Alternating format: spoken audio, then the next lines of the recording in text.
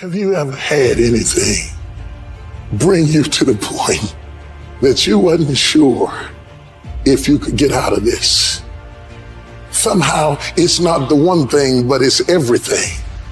It's everything you went through all the years before, and to find out that the things are never going to stop coming at you, that finally brings you to the point that you say, you know what, I'm not sure I want to get up out of the bed in the morning if all I got to face is another fight. This is for those of you who are going through the fight. Those of you who are wondering, how can I keep going like this? Some of you have been through so much that you should have lost your mind. It's all right to fail as long as you fail forward. It's all right, but I need you to have heart, because there's some things you just can't get without perseverance. Don't think it's strange when things happen to you, because every man, every woman, every boy, every girl will go through a time where your faith will be tested. I know what it's like to barely hold on, to barely feel like you're breathing, and barely feel like you can come up for air. Look up. Look up and recognize that there is a way out. There is a path for you to take. And it's not an easy path. It takes courage and it's hard. But what is the other choice? What else can we do? Let the darkness completely consume us, be overtaken by temptation and vice? No. Do not accept that. You can triumph over these dark forces. You can become better. You can be better. You got more than you think. You can do more than you think. You can go further than you think. You can have more than you think. And stop blaming somebody else over what you don't have. It's time for you to know what you got in your hand. Stand up for your dreams. Stand up for what you want in your life. Decide that your life is so meaningful to you, that you love you and you love life so much that you're going to stand up for what you believe in, because you can fall for anything. And so by being committed to everything that I started, I finished it. It built a certain type of spirit. It built a certain type of mentality. And so now I couldn't quit even if I wanted to. I couldn't stop even if I wanted to. I had too much sweat equity in my life and everything that I was doing. When it gets tough, I'm going to press my way. When I get tired, I'm going to press my way. When it's not convenient, I'm going to press my way. When my heart is broken, I'm going to press my way. When I'm rejected, I'm going to press my way. When I'm broke, I'm going to press my way. When I'm despaired, I'm going to press my way. You would just believe that your day coming, that the sacrifices you are making today, they gonna pay off. But if you do not believe, it ain't gonna happen. So I need you to work on your faith. I need you to wake up every day and say, today ain't today, but my day coming. And I will not give up until I get to that day. I will not stop. I will not give up. I will not give in until my day comes.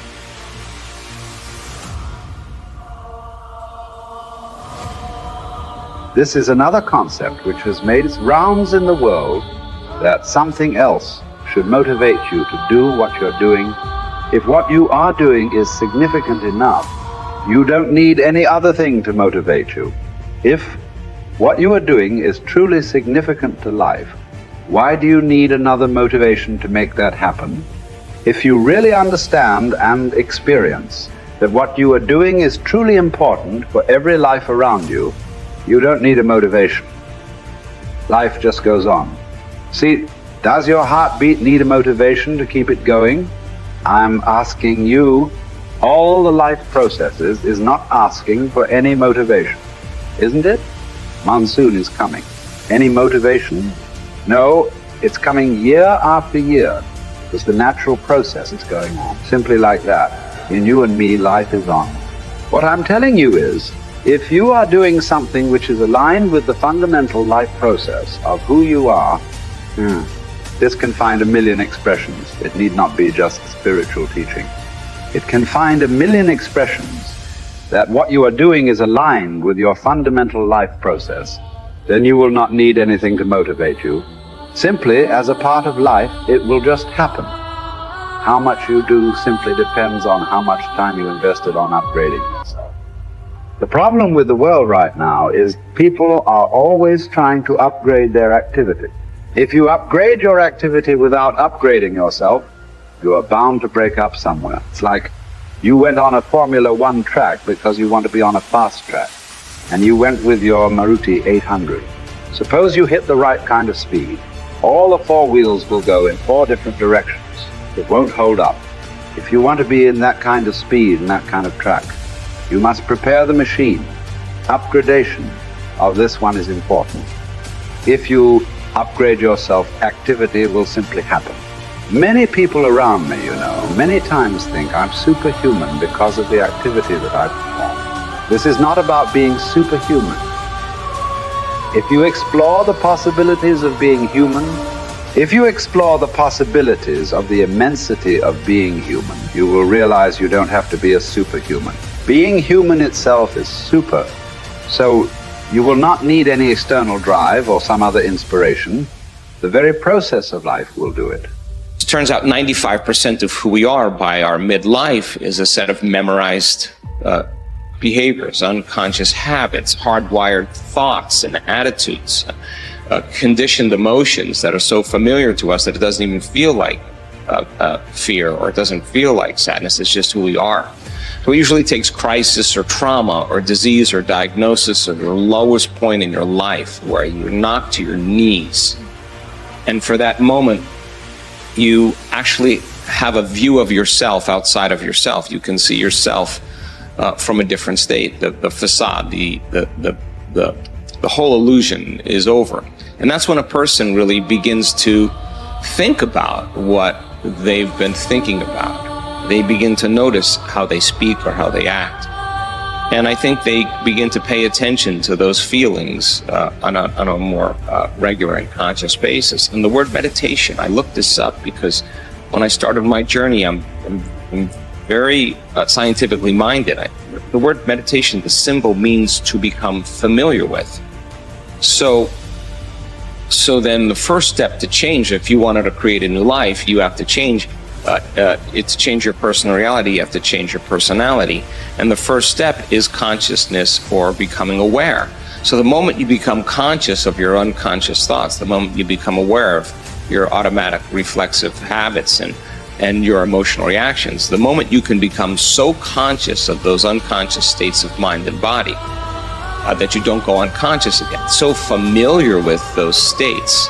And how many times do we have to forget or go unconscious till we no longer forget or go unconscious and we stay conscious? That's lighting a match in a dark place. And most people, when they do meditation, they actually think, when those voices come up and when the chatter starts and those emotions start, they actually think that they're doing their meditation wrong. And I want them to know that they're actually doing it right, because you're coming up against those thoughts that slip by your awareness unnoticed or unchecked by many people. You all of a sudden catch how you speak. And people say, if I really want to be happy, let's think about this. I don't want to complain. I don't want to blame. I don't want to make excuses. I don't want to feel sorry for myself. I'm going to stop that. Now that's breaking a habit of being yourself. That takes a lot of energy and a lot of awareness. And our environment then, the circumstances, our environment are always available for us to think and feel equal to everything in our life, So the environment for many people, as we said earlier, controls the way they think and feel. So when they respond to their coworker, when they respond to the news, when they respond to the traffic in their life, that response causes them to return back to those unconscious programs. But sitting in a meditation and really sitting in the fire and believing that there's something on the other side of that thought, believing that there's something on the other side of some behavior or some emotion that makes us feel a certain way, that's stepping into the unknown. And it takes It takes us disconnecting from the environment. That's what meditation is about. Playing music or hearing nothing, or closing your eyes and not eating, not smelling, not tasting, not feeling with your body. You're putting your body away and you're not letting it be the mind or the program. You're making it sit still. You're training the animal, right?